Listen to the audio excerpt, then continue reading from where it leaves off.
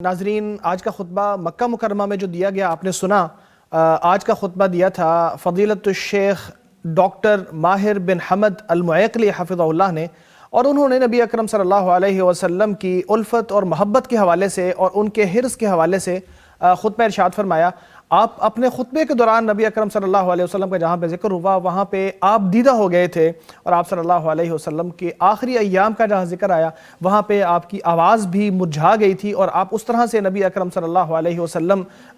کا ذکر نہیں کر سکے۔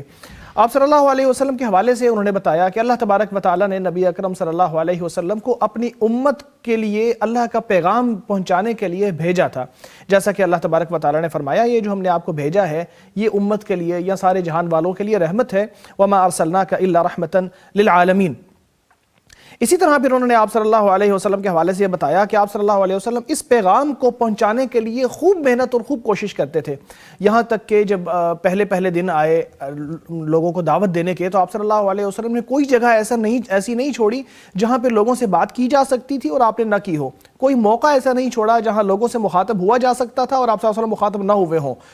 بازار کیا، گھر کیا، لوگوں کے اجتماعات کیا، جہاں لوگوں کے ساتھ مل کے دعوت پیش کی جا سکتی تھی، آپ صلی اللہ علیہ وسلم نے اپنی دعوت کو ضرور وہاں جا کر پیش کیا۔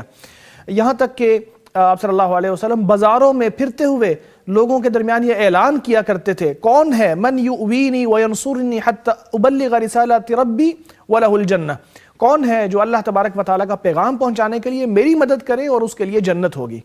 تو یوں آپ صلی اللہ علیہ وسلم نے اللہ کا پیغام پہنچانے کے لیے پوری کوشش کی اور پوری محنت کی، یہاں تک کہ جب لوگوں نے آپ صلی اللہ علیہ وسلم کی بات کو نہ مانا اور انکار کر دیا تو آپ صلی اللہ علیہ وسلم پریشان ہو گئے، اتنی سخت پریشانی ہوئی کہ گویا کہ آپ صلی اللہ علیہ وسلم کے لیے نقصان دہ ہونے لگی۔ تو اللہ تبارک و تعالی نے تنبیہ کرتے ہوئے فرمایا فَلَعَلَّكَ بَاخِعٌ نَفْسَكَ أَلَّا يَكُونُوا مُؤْمِنِينَ، کیا آپ اپنے آپ کو ہلاک کر لیں گے کہ یہ لوگ ایمان نہیں لا رہے؟ اسی طرح دوسری جگہ پر ارشاد فرمایا فَلَعَلَّكَ باغع نفسك على آثارهم ان لم يؤمنوا بهذا الحديث اسفا، کہ آپ اتنا پریشان ہو گئے لوگوں کی نہ ماننے کی وجہ سے کہ اپنے آپ کو ہلاک کرتے چلے جا رہے ہیں، ان کے پیچھے بھاگے چلے جا رہے ہیں کہ وہ مانتے نہیں ہیں۔ تو آپ صلی اللہ علیہ وسلم امت کے لیے انتہائی مشفق، انتہائی رحیم، انتہائی حریص تھے کہ لوگوں سے بڑھ کر ان کا فائدہ کرنا چاہتے تھے۔ جو لوگ آپ صلی اللہ علیہ وسلم کو ستاتے تھے، آپ کی نافرمانی کرتے تھے، کوشش کرتے تھے کہ آپ صلی اللہ علیہ وسلم کو نقصان پہنچائیں، آپ کا راستہ روکیں، یہاں تک کہ آپ کو قتل کر دیں، ان کے لیے بھی آپ صلی اللہ علیہ وسلم کی دلی خواہش یہ تھی کہ یہ ایمان لے آئیں، اپنی دنیا کو بچا لیں، اپنی آخرت کو بھی بچا لیں۔ اور پھر جب آپ صلی اللہ علیہ وسلم سے دریافت کیا گیا کہ اے اللہ کے رسول کون سا دن تھا جو سب سے زیادہ سخت تھا، تو آپ صلی اللہ علیہ وسلم نے بتایا کہ احد کا دن تو نہیں تھا، جس دن آپ صلی اللہ علیہ وسلم کے دندان مبارک بھی شہید کیے گئے تھے اور آپ کے سر پر چوٹ بھی آئی تھی۔ تو آپ صلی اللہ علیہ وسلم نے فرمایا نہیں، اس دن تو وہ زیادہ سخت دن نہیں تھا، اس سے زیادہ سخت دن ایک اور تھا جو طائف والا دن تھا، جب آپ صلی اللہ علیہ وسلم طائف سے واپس لوٹ رہے تھے، اور جو حال وہاں کے لوگوں نے آپ صلی اللہ علیہ وسلم کا کیا تھا کہ آپ صلی اللہ علیہ وسلم کا خون بھی بہہ رہا تھا، اور فرشتے آتے ہیں، جبریل علیہ السلام بھی آتے ہیں، اور پہاڑوں کا فرشتہ بھی آتا ہے اور آ کے کہتے ہیں اللہ کے رسول اگر آپ چاہیں تو ابھی ان کو دونوں پہاڑوں کے درمیان کچل ڈالتے ہیں، لیکن آپ صلی اللہ علیہ وسلم کی رحمت تھی، شفقت تھی، آپ نے فرمایا نہیں، ان کی نسلوں میں سے ایسے لوگ پیدا ہوں گے جو دین کو قائم کریں گے اور اللہ تبارک و تعالیٰ کی عبادت کریں گے، لہٰذا ایسا نہیں کرنا۔ اور اسی طرح جب احد کے دن بھی آپ صلی اللہ علیہ وسلم زخمی تھے تو آپ صلی اللہ علیہ وسلم خون کو اپنے منہ سے صاف کرتے اور کہتے کہ وہ قوم کیسے فلاح پائے گی جنہوں نے اپنے نبی کو زخمی کر دیا، اور پھر اللہ سے دعا بھی کرتے تھے کہ اللہ ان لوگوں کو بخش دینا، ان کو معلوم نہیں ہے۔ یعنی انتہائی شفقت ہے، انتہائی محبت ہے کہ جس شخص نے زخمی کر دیا، جن لوگوں نے زخمی کر دیا ان کو یہ عذر تلاش کر رہے ہیں کہ اللہ ان کو پتہ نہیں تھا اس لیے انہوں نے کیا، ان کو معاف کر دینا۔ تو آپ صلی اللہ علیہ وسلم لوگوں کے لیے انتہائی مشفق تھے، اور یہاں تک کہ اللہ سے دعائیں کرتے امت کے لیے، اور رو کے دعائیں کرتے، اللہ تبارک و تعالیٰ کے سامنے یہ کہتے ہاتھ اٹھا کے کہ اللہ میری امت کو بچا لینا، اے اللہ میری امت کو بچا لینا، اے اللہ میری امت کو بچا لینا، یہاں تک کہ اللہ تبارک و تعالیٰ نے جبریل امین کے ذریعے پیغام بھجوا دیا نبی اکرم صلی اللہ علیہ وسلم کو کہ جا کے بتا دیجئے نبی صلی اللہ علیہ وسلم کو کہ ہم آپ کو آپ کی امت کے معاملے میں خوش کر دیں گے، جو آپ چاہتے ہیں آپ کی امت کے ساتھ ویسا ہی ہوگا، امت کی وجہ سے آپ کو پریشان نہیں کریں گے۔ تو آپ صلی اللہ علیہ وسلم کا کلیجہ یہ سن کر ٹھنڈا ہو گیا۔ اور اسی طرح نبی اکرم صلی اللہ علیہ وسلم اپنی مثال بھی پیش کرتے ہیں۔ میری مثال ایسے ہے جیسے کوئی شخص آگ جلائے لوگوں کے فائدہ کرنے کے لیے، لیکن لوگ آئیں اور اس کے اندر کودنا شروع کر دیں، یا کیڑے مکوڑے اور ٹڈیاں وغیرہ اس آگ کے اندر کودنا شروع کر دیں، تو وہ شخص جو آگ جلانے والا ہے وہ ان ٹڈیوں سے یا ان کیڑوں مکوڑوں کو بھی اس آگ سے بچانے کی کوشش کرے، پیچھے پیچھے کرنے کی کوشش کرے۔ تو میری مثال یہی ہے کہ میں نے نور ہدایت کو جلایا ہے اور لوگ اس کی طرف آتے ہیں، لیکن کچھ لوگ ہلاک ہو رہے ہیں، اس کے اندر کود کود کے اپنے آپ کو آگ میں ڈال رہے ہیں، تو میں پیچھے سے پکڑ پکڑ کے آپ کو بچانے کی کوشش کر رہا ہوں۔ تو اتنے مشفق ہیں نبی اکرم صلی اللہ علیہ وسلم اپنی امت پر، اور اللہ تبارک و تعالیٰ کے اس حکم کو پورا کرنے والے ہیں کہ یا ایھا الرسول بلغ ما انزل الیک من ربک، آپ کے اوپر جو وحی نازل ہوئی ہے اس کو لوگوں تک پہنچا دیجئے۔ تو نبی صلی اللہ علیہ وسلم نے اس وحی کو لوگوں تک پہنچانے کا حق ادا کر دیا۔ اور پھر حد یہ ہے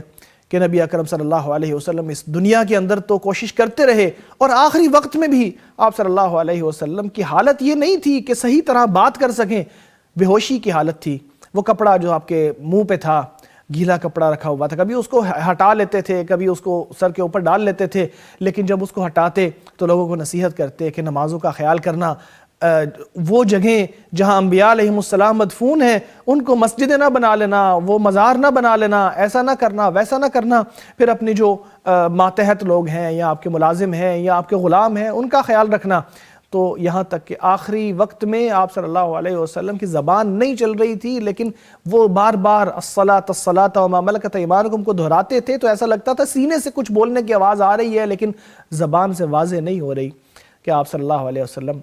کیا فرما رہے ہیں۔ اس سے ایک قدم اور بڑھ کے ناظرین، نبی اکرم صلی اللہ علیہ وسلم قیامت کے دن جب سارے لوگ نفسا نفسی کا شکار ہوں گے، ہر بندہ یہ کہے گا مجھے بچا لو مجھے بچا لو، اور انبیاء علیہم السلام بھی کہیں گے کہ ہم ہی بچ جائیں ہم ہی بچ جائیں، نبی اکرم صلی اللہ علیہ وسلم کہیں گے کہ نہیں، میری امت بچ جائے میری امت بچ جائے۔ لہٰذا جب لوگ جائیں گے آپ صلی اللہ علیہ وسلم کے پاس کہ اللہ کے ہاں سفارش کیجئے کہ حساب کتاب شروع ہو، تو نبی صلی اللہ علیہ وسلم اللہ کے ہاں سفارش کریں گے، اور اللہ تبارک و تعالیٰ ان کی سفارش کو قبول کرتے ہوئے حساب کتاب کو شروع کرا دیں گے۔ اور یہ نبی کریم صلی اللہ علیہ وسلم کی شفقت اور مہربانی ہے کہ لوگوں کے لیے سفارشیں کرتے چلے جائیں گے کہ وہ گنہگار جنہوں نے بڑے بڑے گناہ کیے ہیں لیکن ہے مومن، ان کو جہنم سے نکال کے جنت میں لایا جائے۔ اور نبی اکرم صلی اللہ علیہ وسلم اس کی بار بار سفارش کریں گے۔ سیدنا انس رضی اللہ تعالیٰ عنہ نے درخواست کیا، رسول اللہ قیامت کے دن میری سفارش بھی کر دیجئے گا، تو آپ صلی اللہ علیہ وسلم فرمایا میں ایسا ہی کروں گا۔ حضرت انس نے کہا اے اللہ کے رسول، قیامت کے دن میں آپ کو کہاں تلاش کروں، کہاں پاؤں گا آپ کو، اتنا بڑا میدان ہوگا اتنے لوگ ہوں گے۔ تو انہوں نے کہا مجھے پل صراط کے پاس دیکھنا، کہتے اگر وہاں نہ ہوئے، کہتے پھر مجھے میزان کے پاس دیکھنا، کہتے اگر وہاں بھی نہ ہوئے تو کہتے پھر مجھے حوض کوثر کے پاس پانا۔ ان تین جگہوں کے علاوہ میں وہاں قیامت کے دن کہیں بھی نہیں ہوں گا، لازمی طور پر ان تین جگہوں میں سے کسی ایک جگہ پہ آپ مجھے پا لیں گے۔ پھر آخر میں دعائیں بہت ساری کی، اللہ تبارک و تعالیٰ دعاؤں کو قبول و منظور فرمائے اور ہمیں توفیق عطا فرمائے کہ ہم جیسے حق بنتا ہے ویسے نبی اکرم صلی اللہ علیہ وسلم کی پیروی بھی کریں، اور آپ صلی اللہ علیہ وسلم کا جو حق ہے، آپ صلی اللہ علیہ وسلم کے پیچھے چلنے کا، آپ کے احکام کو ماننے کا، آپ کے دین کا دفاع کرنے کا، استقامت کا، وہ ہم ادا کریں۔